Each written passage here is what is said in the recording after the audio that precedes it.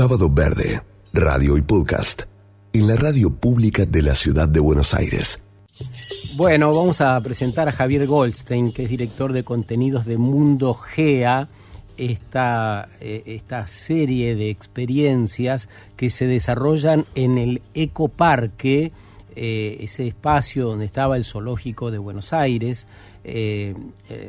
A propósito de esto, ya algunos animales han sido trasladados, otros quedan y quien pasea por ahí podría verlos todavía, la jirafa, por ejemplo, y bueno, pero lo que queremos hoy es poder hablar de lo nuevo, de esta transformación, y qué relación tiene esta transformación con un mayor conocimiento de todo lo que nos rodea y con la conservación.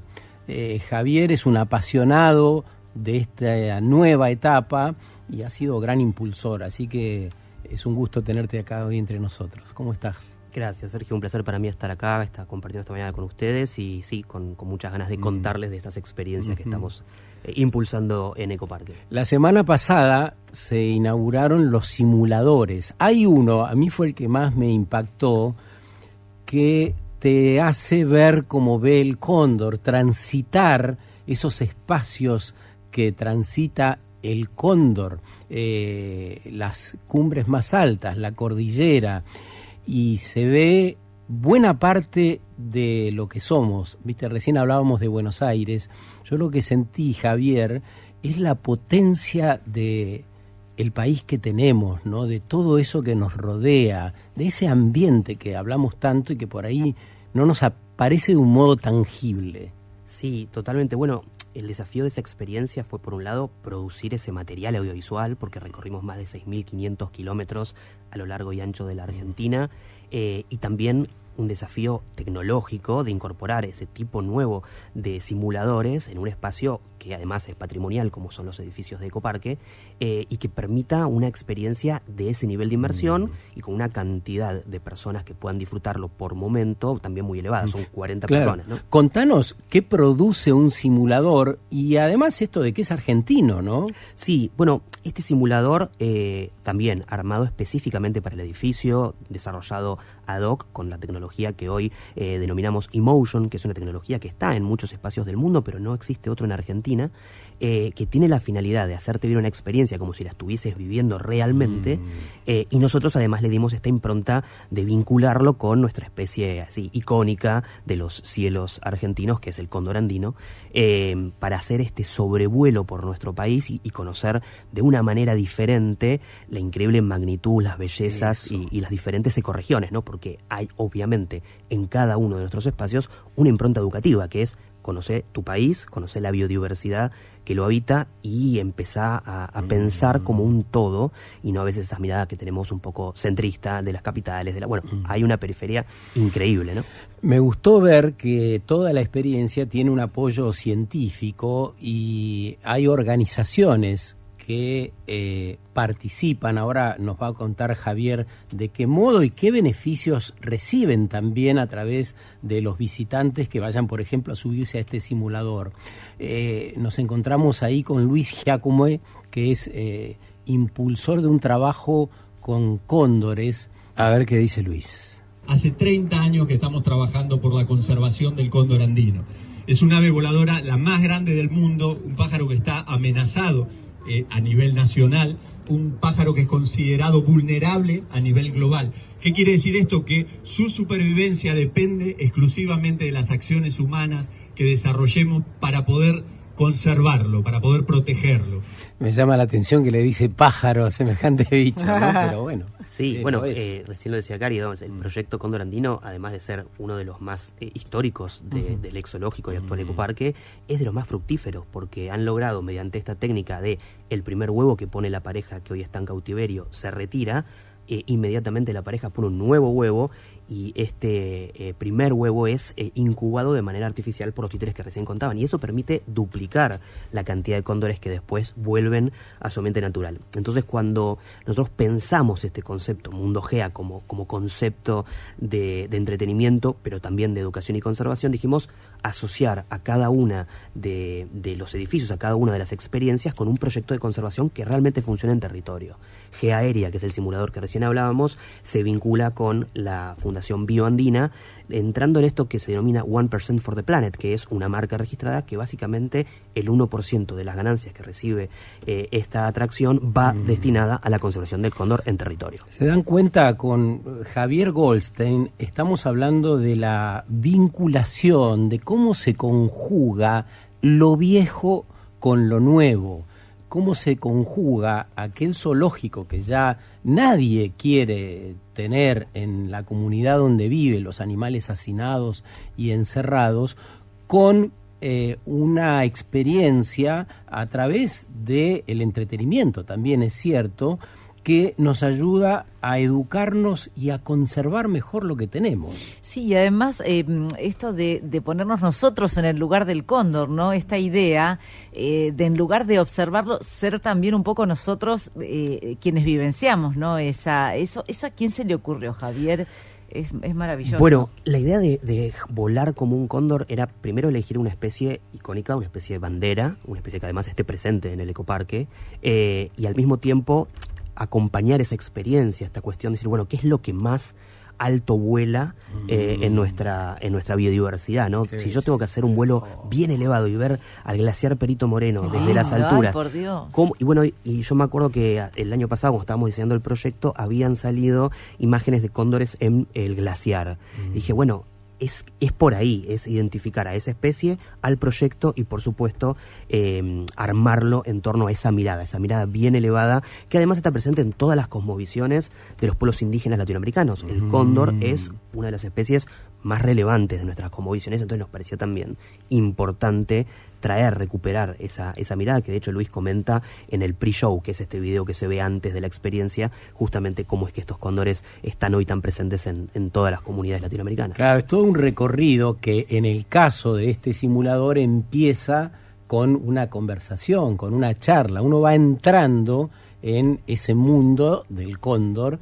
Es eso, aparte la experiencia te permite estar por encima de la pantalla, lo que tiene que, también sin spoilear demasiado, pero vos te movés encima de una gran pantalla, entonces realmente te sentís desde los pies hasta tu mirada encima de estos lugares, ¿no? Estos lugares icónicos de nuestro país. Bueno, parte de una experiencia que debe ser inmersiva para realmente generar esto que hablamos, ¿no? Estamos hablando desde el aire, lo que ve un cóndor desde el aire, pero esta experiencia además incluye tierra y agua.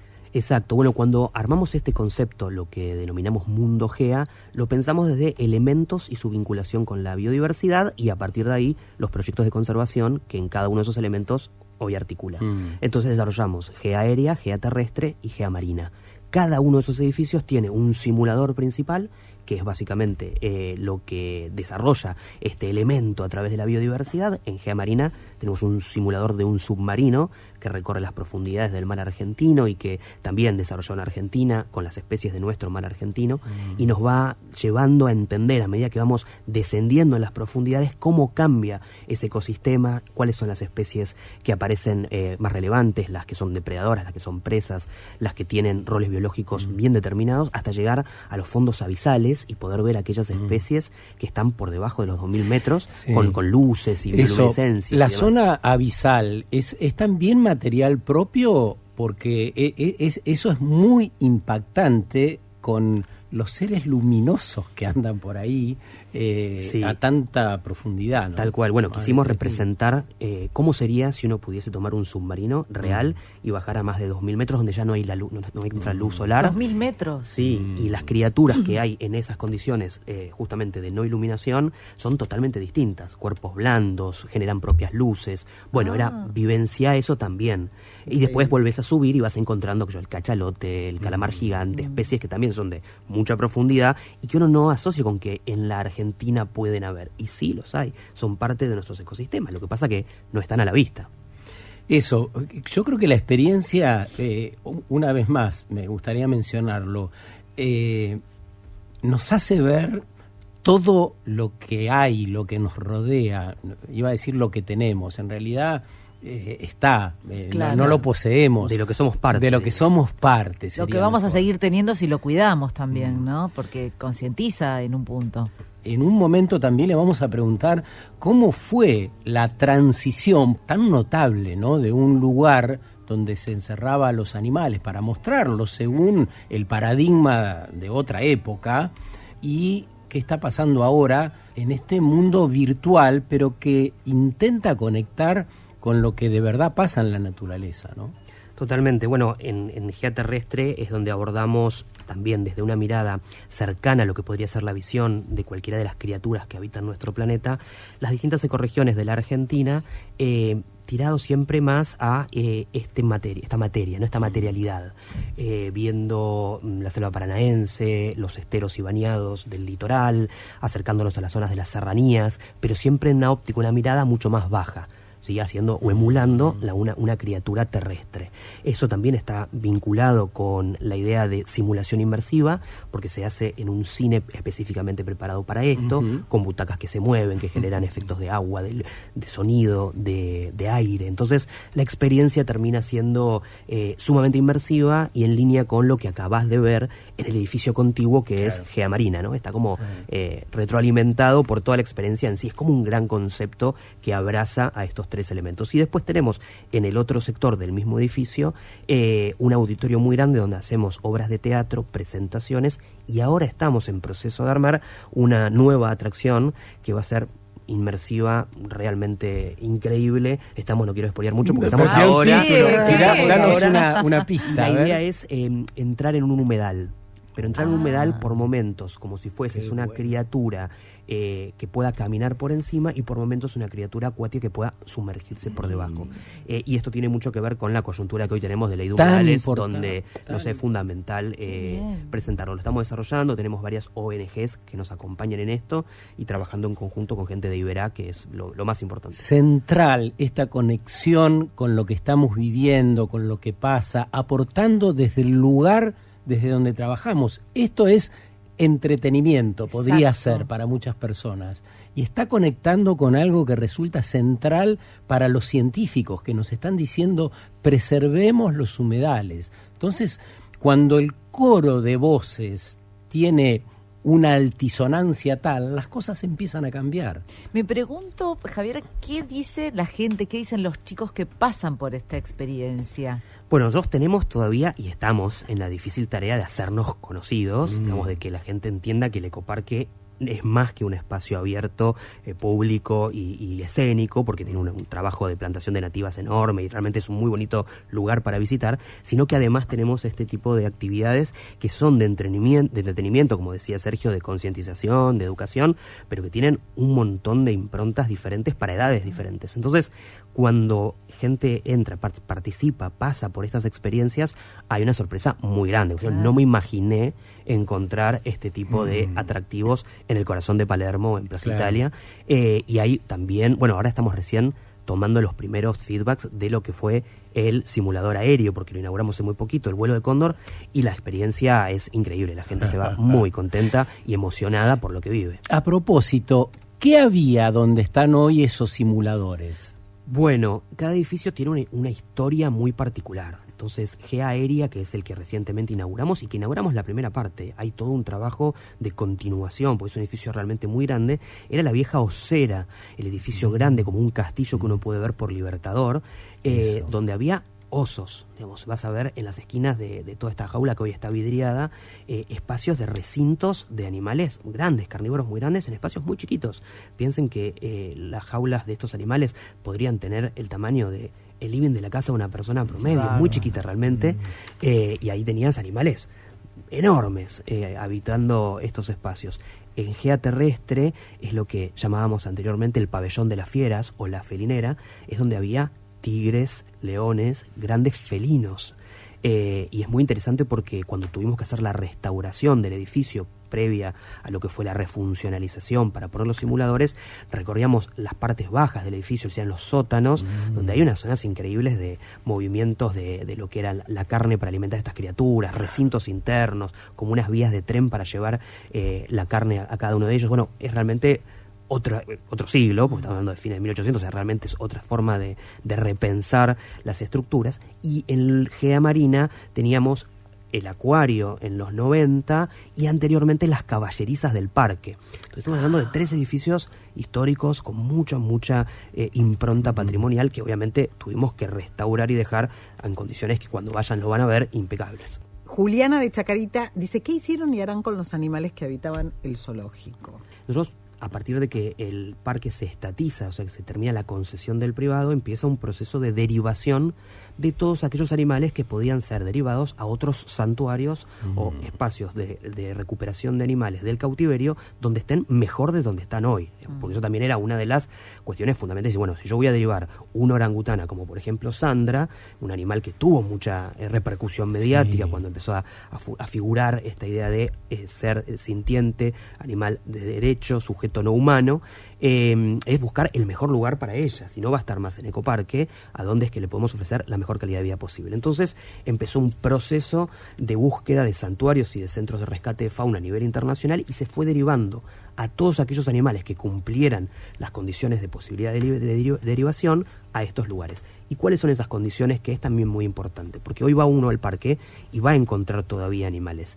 Algunos están en proceso de derivación, como Kuki Puki, que son las elefantas africanas, que se van a ir a un santuario en Brasil, pero hay otros animales que ya no, y tiene que ver con que cuando el animal es geronte, o sea, ya tiene muchos años, la derivación es potencial problema para su salud.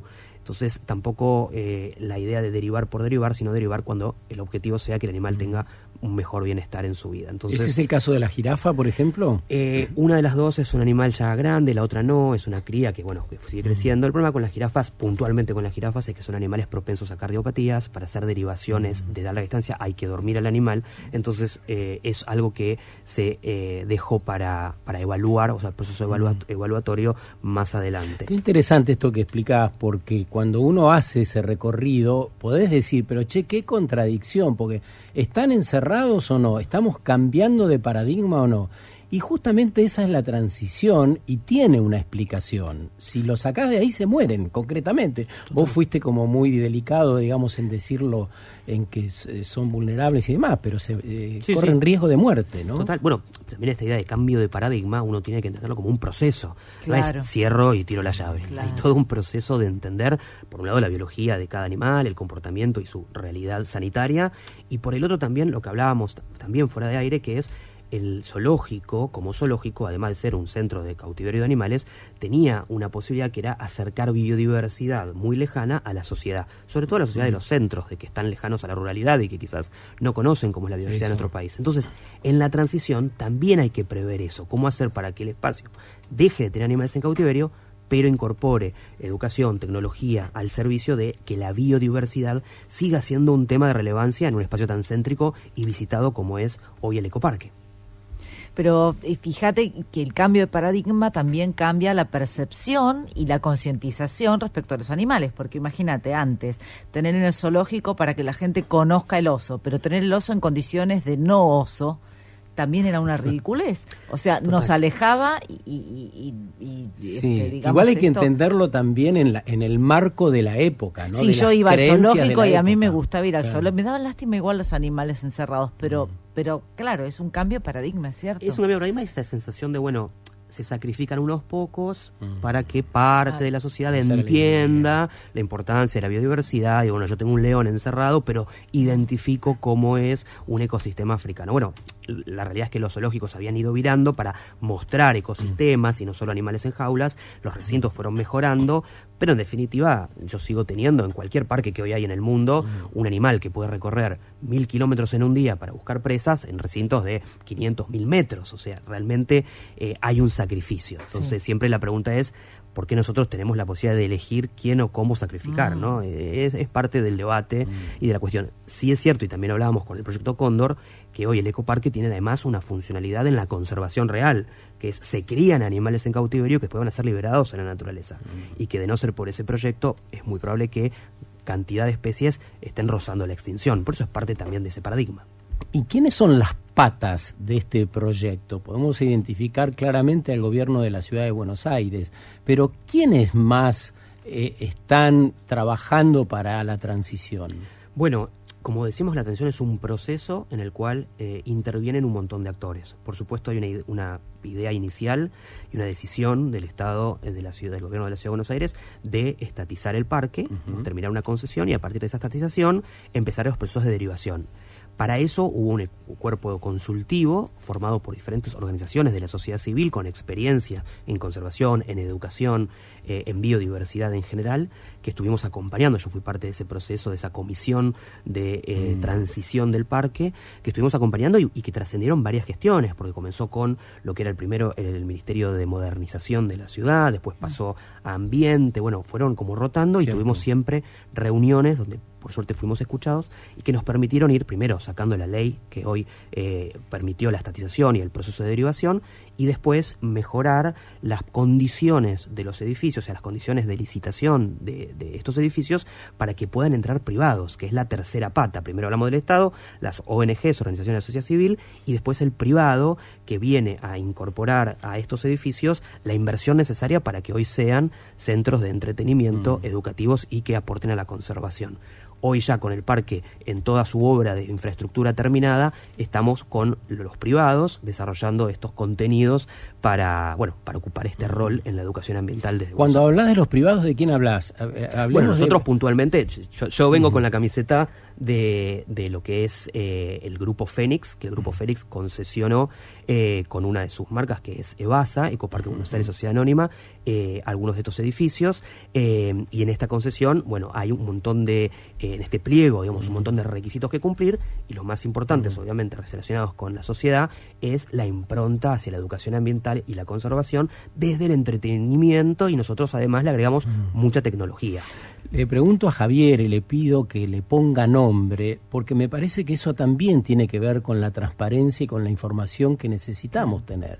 No es un privado. Bueno, es Fénix. Googlealo, claro. Fíjate quiénes son, cuál es la seriedad que tienen, qué otras cosas hacen, en este caso, ¿no? Pero me parece que tenemos que poder decirnos... Sí.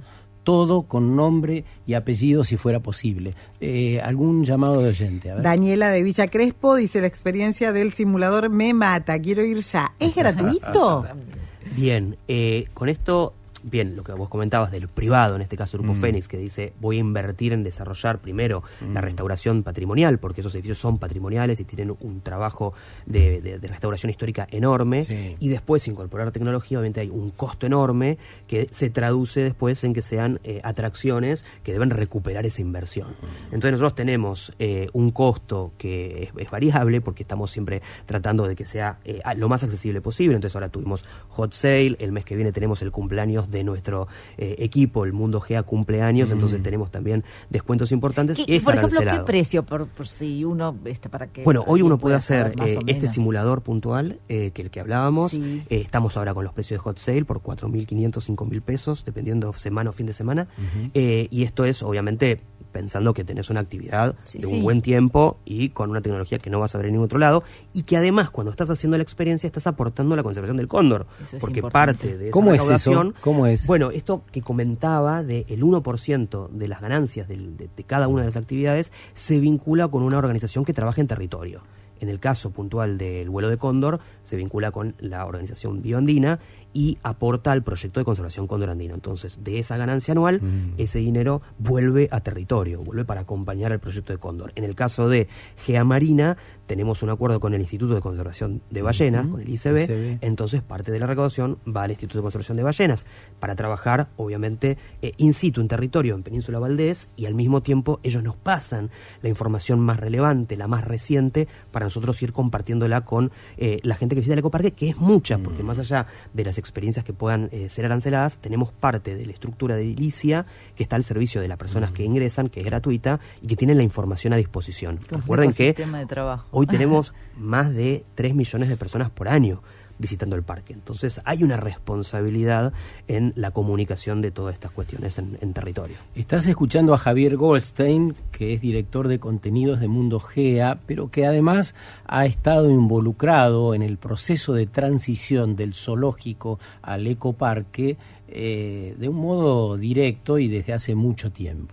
Javier, y esto que decís, ¿no? De, bueno, contribuir en un 1% a justamente la recuperación, al mantenimiento y demás, también nos hace parte en el invertir, digo yo, en el ir a pagar una entrada, saber que estamos contribuyendo y siendo parte de toda esta propuesta. A los que nos interesa y a todas las personas que de a poco se vayan interesando, me parece que también es una responsabilidad social, ¿o no?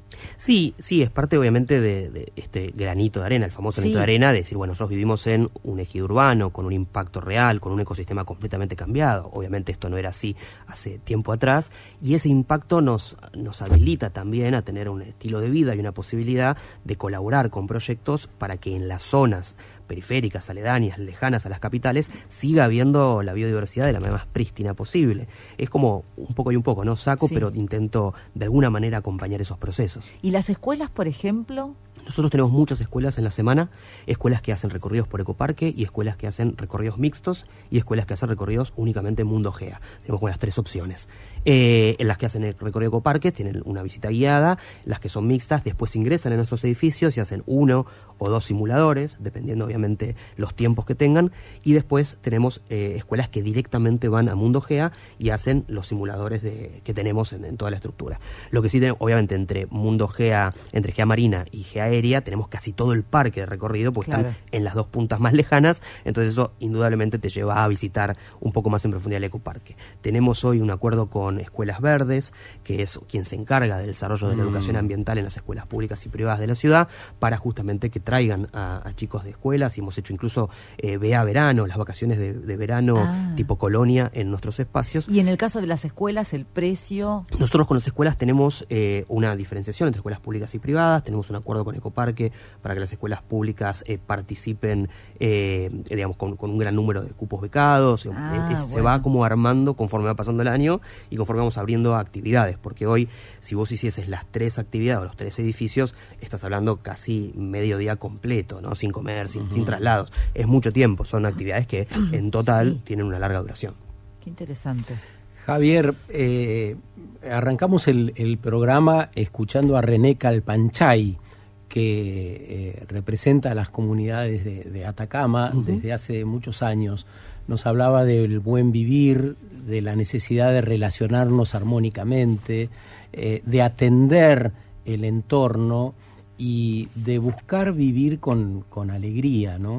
Yo te pediría de final una reflexión acerca de cuál es el propósito y la mirada en este sentido de la construcción de un nuevo paradigma de este proyecto en el ecoparque, del Mundo Gea, ¿no? ¿Qué mundo estás imaginando? En lo personal, ¿no? ¿Qué estás sintiendo? Bueno, me siento muy tocado con la idea del buen vivir, Sumak Kausai, esta idea filosófica de las culturas latinoamericanas. Así empieza a repensar un poco cómo transitamos nuestra vida en este planeta, que es ínfima en comparación con la historia del planeta y que puede tener esa pequeñez mucho impacto, ¿no? Y si uno tiene la capacidad de rever el impacto que tiene, la edad que tiene, en el momento en el que está y en el lugar en donde está, va a entender la complejidad de lo que es el habitar este entorno que nos toca. Y en esto, quizás mi mirada o cómo lo percibo en el tiempo, es entender que esos impactos no van a dejar de estar, vamos a ser criaturas que impactan siempre, pero buscarle la vuelta para ver en ese impacto, mitigar lo más posible sus negatividades, buscar contagiar a pares para que también empiecen a repensarse y repensarnos en este contexto de tránsito por la naturaleza, es fundamental. Nosotros lo que quisimos hacer con Mundo Gea es, más allá de que la pases bien, porque la vas a pasar bien, vas a disfrutar muchísimo, vas a encontrarte con experiencias que quizás no viviste en otra parte aún, es conocer nuestro país desde otro lado. Entender que hay un montón de otros compañeros en este viaje, que es esta enorme biodiversidad que nos circunda todos los días, y a partir de ahí tener como ese registro de, bueno, ¿qué puedo hacer yo? Porque quizás desde un departamento en cualquiera de los barrios de la Ciudad de Buenos Aires hay poco, pero aún así hay algo. Desde plantar una nativa y tener el balcón para que aparezca una mariposa o un colibrí, hasta levantar una botella cuando la veo en el piso y la tiro en el tacho y de esa manera contribuyo. ¿Es poco? Sí. ¿Necesitamos hacer cambios más grandes? Por supuesto. Pero los paradigmas se cambian de a poco, hay que empezar. Si no, siempre estamos en proceso de y nunca arrancamos. Hermoso, lindo. Muchas gracias. Sábado Verde, radio y podcast. En la radio pública de la Ciudad de Buenos Aires.